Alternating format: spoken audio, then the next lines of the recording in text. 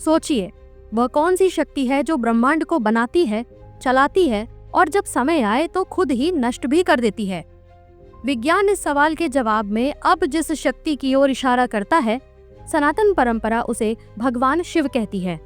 हाँ, वही महाकाल जिनकी जटाओं से नदियां बहती हैं, जिनकी आंखों से अग्नि निकलती है और जिनके तांडव से ब्रह्मांड थर्रा उठता है।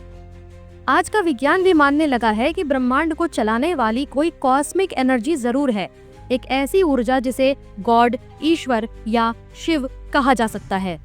और यही कारण है कि नासा जैसी विश्व की सबसे बड़ी स्पेस एजेंसी और सर्न जैसी वैज्ञानिक संस्था भी अब शिव के रहस्यों के सामने नतमस्तक हो रहे हैं।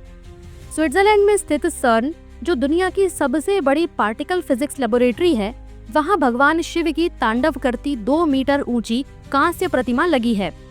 यह कोई धार्मिक शो पीस नहीं, यह उस चेतना का प्रतीक है जिसे आज के वैज्ञानिक भी समझने की कोशिश कर रहे हैं।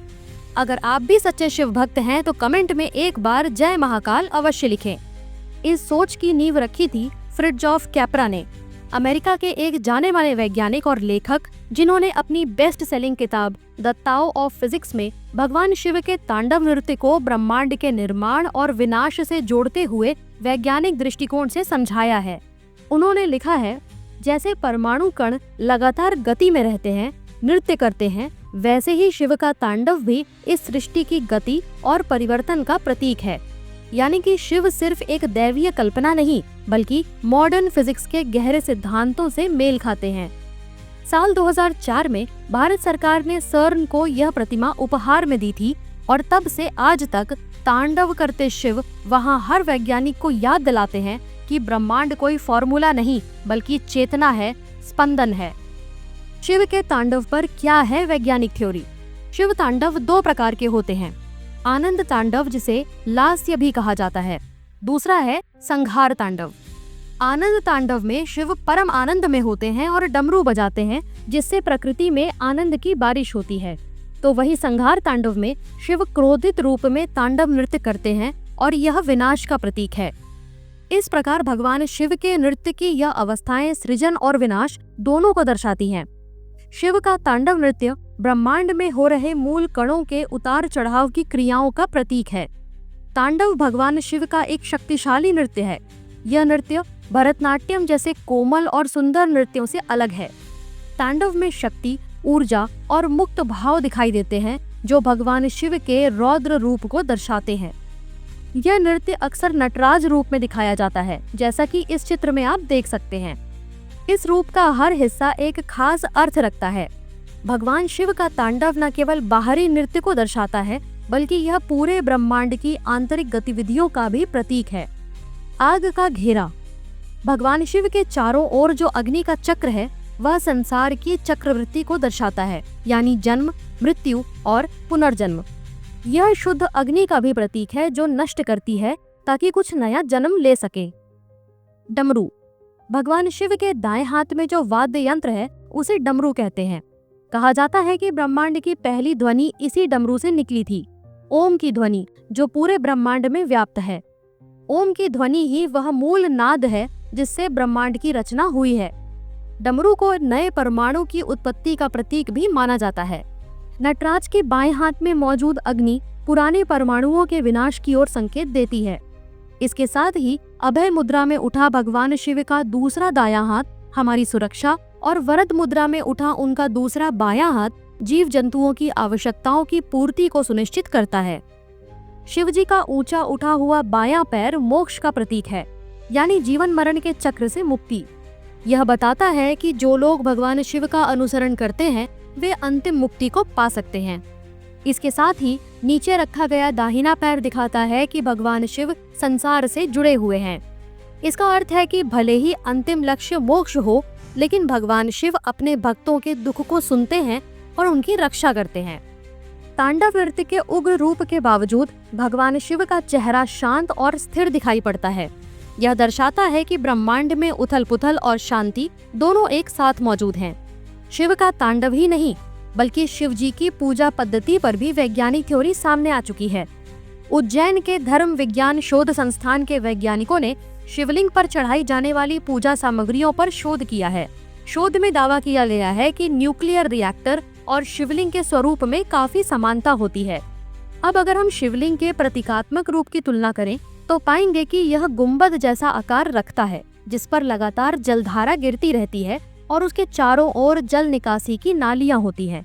शिवलिंग आमतौर पर नदी या समुद्र जैसे बड़े जल स्रोतों के पास स्थापित होते हैं ताकि उसे लगातार जल मिलता रहे और निकासी होती रहे। शिवलिंग से निकला जल अस्पृश्य होता है और उसे पीना या छूना स्वास्थ्य के लिए हानिकारक माना जाता है। अब अगर हम इसकी तुलना न्यूक्लियर रिएक्टर से करें तो पाएंगे कि न्यूक्लियर रिएक्टर भी गुंबदनुमा आकार के होते हैं। उन्हें ठंडा रखने के लिए भी लगातार जल आपूर्ति चाहिए होती है और वे भी अक्सर समुद्र या बड़े जल स्रोतों के पास बनाए जाते हैं।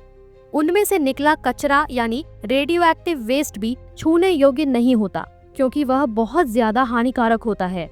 इन सभी तथ्यों और वैज्ञानिकों की मान्यताओं को देखते हुए यह विचार कि शिवलिंग वास्तव में न्यूक्लियर रिएक्टर का प्रतीक हो सकता है, इसे पूरी तरह से नकारा नहीं जा सकता। यह संभव है कि शिवलिंग किसी परमाणु ऊर्जा का केंद्र या इससे भी अधिक गहन वैज्ञानिक सिद्धांत का प्रतीक हो। शिवलिंग से निकलने वाली नाभिकीय ऊर्जा को नियंत्रित करने के लिए ही उस पर लगातार जल चढ़ाया जाता है। इसके अलावा शिवलिंग से पैदा होने वाली गर्मी को शांत करने के लिए उस पर मदार के फूल और बेलपत्र चढ़ाए जाते हैं, जो इस न्यूक्लियर एनर्जी को संतुलित रखते हैं। इसके अलावा दूध में पाए जाने वाले फैट, प्रोटीन, दही में मिलने वाले विटामिन्स और शहद में मिलने वाले फ्रक्टोज और ग्लूकोज जैसे पदार्थ शिवलिंग पर लगाने से यह सब उस पर एक कवच का निर्माण करते हैं और इससे निकलने वाली असहनीय ऊर्जा को कंट्रोल करते हैं। इसके अलावा शिव मंत्रों से निकलने वाली ध्वनि ब्रह्मांड में सकारात्मक ऊर्जा को बढ़ाने का कार्य करती है। शिवलिंग पर चढ़ाए जाने वाले बेलपत्र के इस्तेमाल के पीछे हीट थ्योरी सामने आ चुकी है। बेलपत्र में पाए जाने वाले केमिकल्स की वजह से इसकी तासीर बहुत ठंडी होती है, इसलिए इसको शिवलिंग पर रखने से भी शिवलिंग से निकलने वाली गर्मी को कंट्रोल करने में मदद मिलती है। भगवान शिव के रुद्राक्ष का वैज्ञानिक महत्व भी कम नहीं है। शिव पुराण के विद्वेश्वर संहिता के अनुसार रुद्राक्ष की उत्पत्ति शिवजी के आंसुओं से हुई है। वही विज्ञान के अनुसार रुद्राक्ष में पाए जाने वाले गुण मनुष्य के नर्वस सिस्टम को ठीक रखते हैं।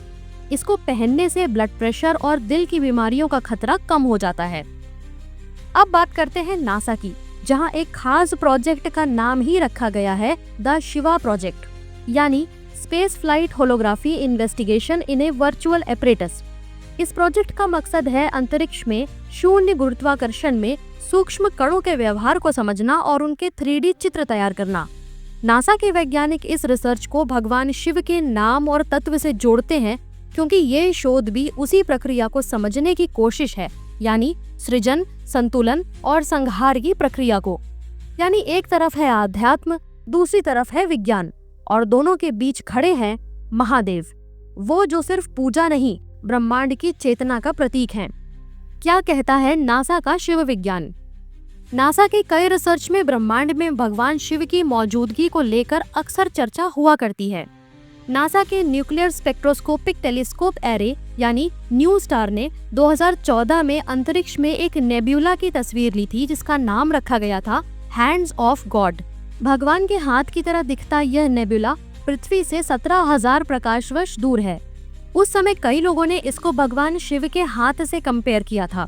सिर्फ यही नहीं, नासा ने एक स्टडी में यह भी बताया था कि पृथ्वी पर पहला DNA एक शिवलिंग से आया था। यह शिवलिंग पृथ्वी पर एक उल्का पिंड के द्वारा लाया गया था। ऐसे कई रिसर्च अक्सर सामने आते रहते हैं जो भगवान शिव और आधुनिक विज्ञान के बीच के गहरे संबंध को सिद्ध करते हैं। कोई माने या ना माने, शिव ब्रह्मांड के कण कण में व्याप्त हैं और सृष्टि की रचना और इसका विनाश उन्हीं के हाथों में है। साथियों, उम्मीद है इस वीडियो से आपको कुछ नया जानने को अवश्य मिला होगा। अगर हाँ, तो इस वीडियो को एक लाइक और शेयर जरूर करें। चैनल पर नए हैं तो इसे सब्सक्राइब करके बेल नोटिफिकेशन को ऑन कर लीजिए, ताकि आगे आने वाली वीडियोस आपको सबसे पहले मिल सके। मिलते हैं अगली वीडियो में एक नए टॉपिक के साथ। नमस्कार, जय महाकाल।